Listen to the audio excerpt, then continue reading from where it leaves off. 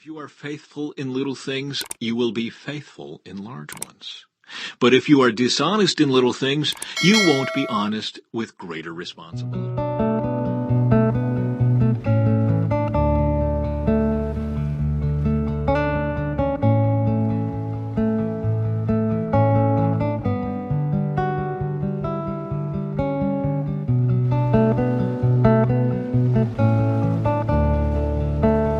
The woman named Folly is brash. She is ignorant and doesn't know it. She sits in her doorway on the heights overlooking the city. She calls out to men going by who are minding their own business. "Come in with me," she urges the simple. To those who lack good judgment, she says, "Stolen water is refreshing. Food eaten in secret tastes the best." But little do they know that the dead are there. Her guests are in the depths of the grave.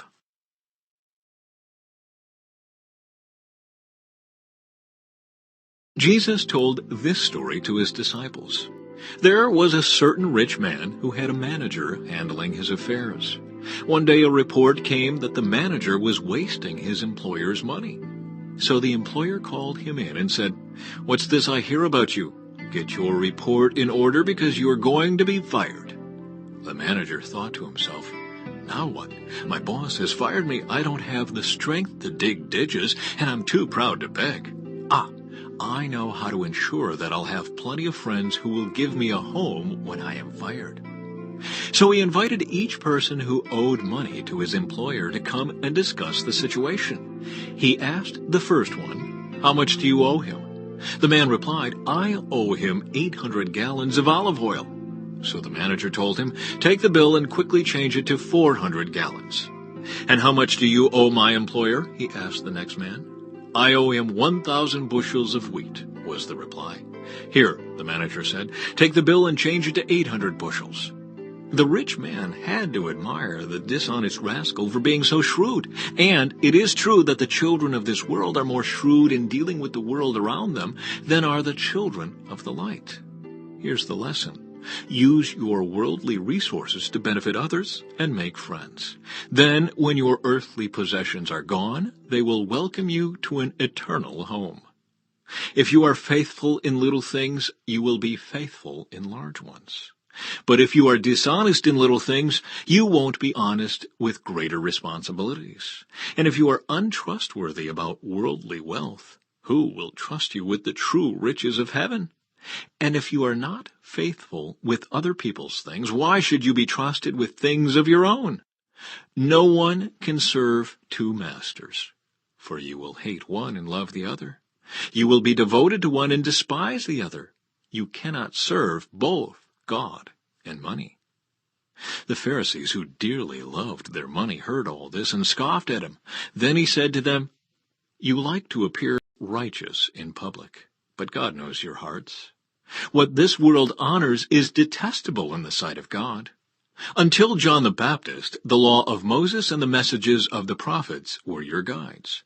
But now the good news of the kingdom of God is preached, and everyone is eager to get in. But that doesn't mean that the law has lost its force. It is easier for heaven and earth to disappear than for the smallest point of God's law to be overturned. For example, a man who divorces his wife and marries someone else commits adultery, and anyone who marries a woman divorced from her husband commits adultery." Parable of the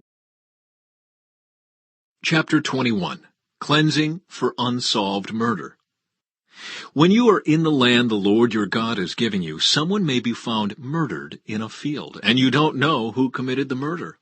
In such a case, your elders and judges must measure the distance from the site of the crime to the nearby towns. When the nearest town has been determined, that town's elders must select from the herd a young cow that has never been trained or yoked to a plow. They must lead it down to a valley that has not been plowed or planted, and that has a stream running through it. There in the valley they must break the young cow's neck. Then the Levitical priests must step forward, for the Lord your God has chosen them to minister before him and to pronounce blessings in the Lord's name. They are to decide all legal and criminal cases. The elders of the town must wash their hands over the young cow whose neck was broken. Then they must say, "Our hands did not shed this person's blood, nor did we see it happen. O Lord, forgive your people Israel, whom you have redeemed. Do not charge your people with the guilt of murdering an innocent person." Then they will be absolved of the guilt of this person's blood. By following these instructions, you will do what is right in the Lord's sight and will cleanse the guilt of murder from your community. Marriage to a captive woman. Suppose you go out to war against your enemies, and the Lord your God hands them over to you, and you take some of them as captives. And suppose you see among the captives a beautiful woman, and you are attracted to her and want to marry her. If this happens, you may take her to your home, where she must shave her head, cut her nails, and change the clothes she was wearing when she was captured. She will stay in your home, but let her mourn for her father and mother for a full month. Then you may marry her, and you will be her husband, and she will be your wife. But if you marry her and she does not please you, you must let her go free. You may not sell her or treat her as a slave, for you have humiliated her. Rights of the firstborn. Suppose a man has 2 wives, but he loves one and not the other, and both have given him sons. And suppose the firstborn son is the son of the wife he does not love. When the man divides his inheritance, he may not give the larger inheritance to his younger son, the son of the wife he loves, as if he were the firstborn son. He must recognize the rights of his oldest son, the son of the wife he does not love, by giving him a double portion. He is the first son of his father's virility, and the rights of the firstborn belong to him. Dealing with a rebellious son. Suppose a man has a stubborn and rebellious son who will not obey his father or mother, even though they discipline him. In such a case, the father and mother must take the son to the elders as they hold court at the town gate. The parents must say to the elders, "This son of ours is stubborn and rebellious and refuses to obey. He is a glutton and a drunkard." Then all the men of his town must stone him to death. In this way you will purge this evil from among you, and all Israel will hear about it and be afraid. Various regulations. If someone has committed a crime worthy of death and is executed and hung on a tree, the body must not remain hanging from the tree overnight. You must bury the body that same day, for anyone who is hung is cursed in the sight of God. In this way, you will prevent the defilement of the land the Lord your God is giving you as your special possession.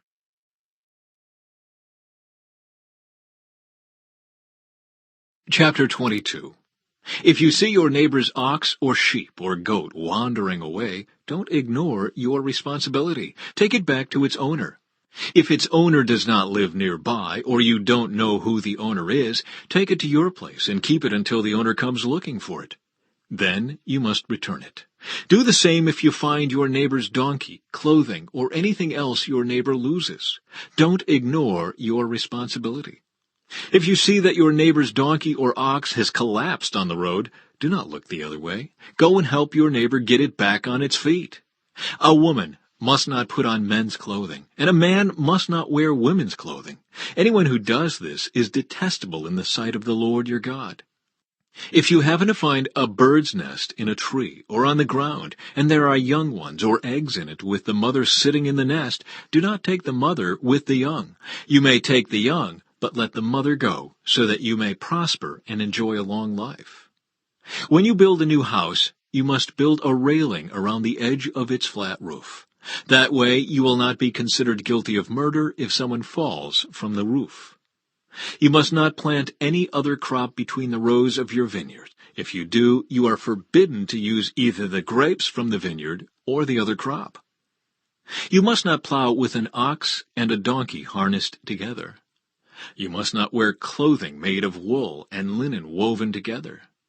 You must put 4 tassels on the hem of the cloak with which you cover yourself, on the front, back, and sides. Regulations for sexual purity. Suppose a man marries a woman, but after sleeping with her, he turns against her and publicly accuses her of shameful conduct, saying, "When I married this woman, I discovered she was not a virgin." Then the woman's father and mother must bring the proof of her virginity to the elders as they hold court at the town gate. Her father must say to them, "I gave my daughter to this man to be his wife, and now he has turned against her. He has accused her of shameful conduct, saying, 'I discovered that your daughter was not a virgin, but here is the proof of my daughter's virginity.'" Then they must spread her bedsheet before the elders. The elders must then take the man and punish him. They must also fine him 100 pieces of silver, which he must pay to the woman's father, because he publicly accused a virgin of Israel of shameful conduct. The woman will then remain the man's wife, and he may never divorce her. But suppose the man's accusations are true, and he can show that she was not a virgin. The woman must be taken to the door of her father's home, and there the men of the town must stone her to death, for she has committed a disgraceful crime in Israel by being promiscuous while living in her parents' home. In this way you will purge this evil from among you. If a man is discovered committing adultery, both he and the woman must die. In this way you will purge Israel of such evil. Suppose a man meets a young woman, a virgin, who is engaged to be married, and he has sexual intercourse with her. If this happens within a town, you must take both of them to the gates of that town and stone them to death. The woman is guilty because she did not scream for help. The man must die because he violated another man's wife. In this way you will purge this evil from among you. But if the man meets the engaged woman out in the country and he rapes her, then only the man must die. Do nothing to the young woman. She has committed no crime worthy of death. She is as innocent as a murder victim. Since the man raped her out in the country, it must be assumed that she screamed, but there was no one to rescue her. Suppose a man has intercourse with a young woman who is a virgin, but is not engaged to be married. If they are discovered, he must pay her father 50 pieces of silver. Then he must marry the young woman because he violated her, and he may never divorce her as long as he lives. A man must not marry his father's former wife, for this would violate his father.